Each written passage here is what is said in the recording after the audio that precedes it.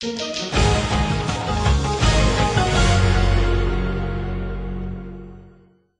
मिली। आटे का बुरान खत्म हो रहा है, लेकिन वो तो अभी खत्म नहीं हुआ। हाँ, इसको बंद करो। हम लोग को कोई जरूरत नहीं यूटिलिटी का। सुबह से हम खड़े हैं, हमारे घर में ऐसा पड़ता है कि हम लोग बाहर नहीं निकलते हैं, मजबूरी आए हुए जी। अरे भाई 3-4 दिन से धक्के खा रहे, आटा ही नहीं मिल रहा। हम लोग गरीब आदमी कहाँ जाए? तनख्वाह थोड़ी है, आटा किधर से ले महंगा। 300 रुपए की बोरी आटा की। इधर आते थे, इधर भी कोई जवाब नहीं देता। थोड़ी होता है, गरीब आदमी कहाँ जाए? मेरा कहना ये है कि ये इस वक्त बहरान या क्राइसिस या प्राइसेस है, ये हमारी माजी की गलती है कि जो हम अपने हाथों से करके बैठे हुए हैं। हमारी गवर्नमेंट जो माजी की हमारी गवर्नमेंट हुई है, उसमें 2-4 फैक्टर्स मैं आपको ये बताऊं। सबसे पहले आपकी प्रोक्योरमेंट की पॉलिसी, आपकी मर्दमशुमारी, आपके हर इलाके की आपको पॉपुलेशन का पता होना कि जी आपके पास कितनी पॉपुलेशन है, आपको पर कैपिटा क्या आपकी रिक्वायरमेंट है। अब हमारे पास आज गवर्नमेंट के रिकॉर्ड्स में 132 किलोग्राम पर हेड पर एनम कंजम्पशन है, लेकिन हमें यह नहीं पता है कि एक इलाके में कितने बंदे हैं। हमारा जो एक शुरू से तहसीलदार और पटवारी सिस्टम चलता आ रहा है कि जी जिस वक्त मर्दमशुमारी होती है, इस्लामाबाद से फोन आता है कि जी आपके इलाके में कितने बंदे हैं, तो हमारे जो तहसीलदार हैं वो खाता खोलते हैं और वो पिछले साल की जो आबादी उसे 10% बढ़ा के बता देते हैं। तो सबसे पहले तो आपकी ये फिगर बेसिक खत्म हो गई कि आपको पता ही नहीं है कि आपके इलाके में बंदा कितने हैं। इसी कंटिन्यूटी में आप इस चीज को अंदाजा नहीं लगा सकते हो कि आपके इलाके में बंदा कितना है, तो आपको वीट की जरूरत कितनी है। हमने ये पहली दफा सुने कि जमींदार गंदम काश करते हैं और जमींदार के घर पे गंदम नहीं हो।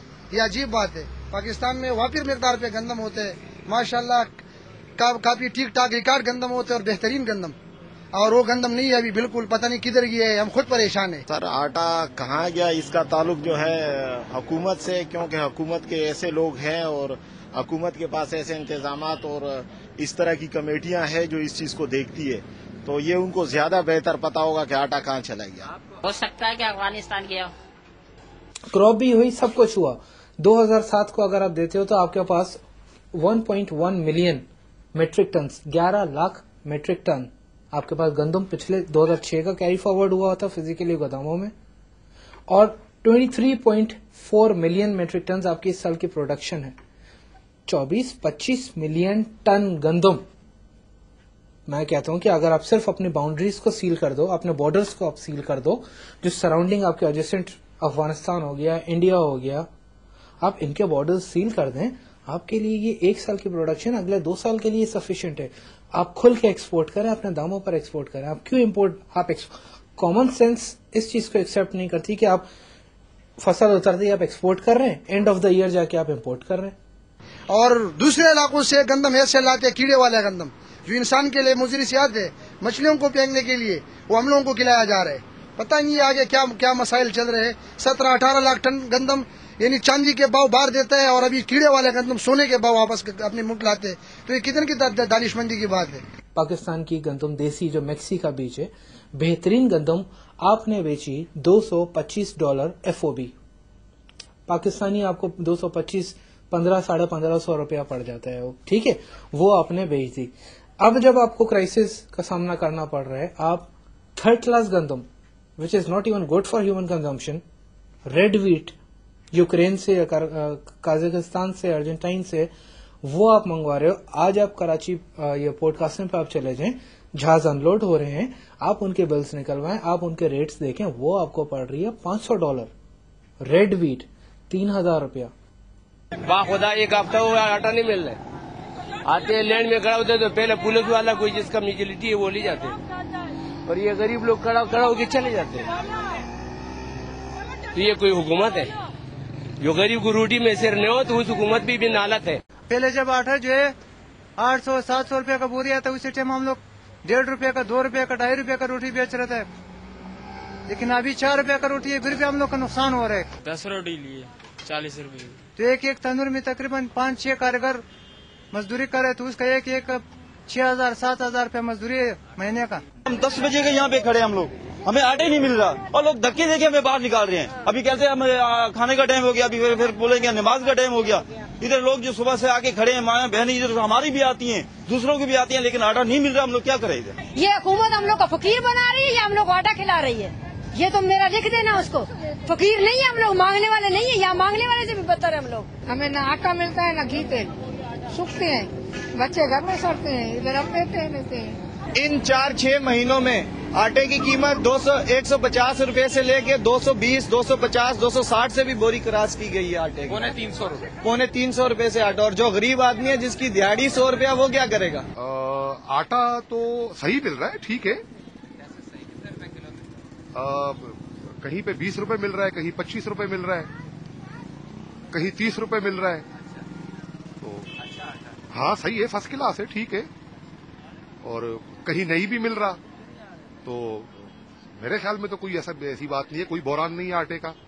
और अगर कहीं है भी तो लोगों को पिज्जा खाना चाहिए और मैकडॉनल्ड के और KFC के बर्गर खाने चाहिए। अब दुनिया तरक्की करती जा रही है, तो आटा आटा आटा यहाँ सब लोग चिल्ला रहे, तो पिज्जा क्यों नहीं खाते लोग, या केक खाएं लोग, पेस्ट्रियां वगैरह खाएं।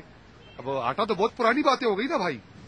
तो मैं तो लोगों को यही मशवरा दूंगा कि शोर शराबा करने की बजाय पिज्जा खाएं और KFC के मैकडॉनल्ड के बर्गर खाएं। दुनिया तरक्की कर गई है, हमें भी तरक्की करनी चाहिए।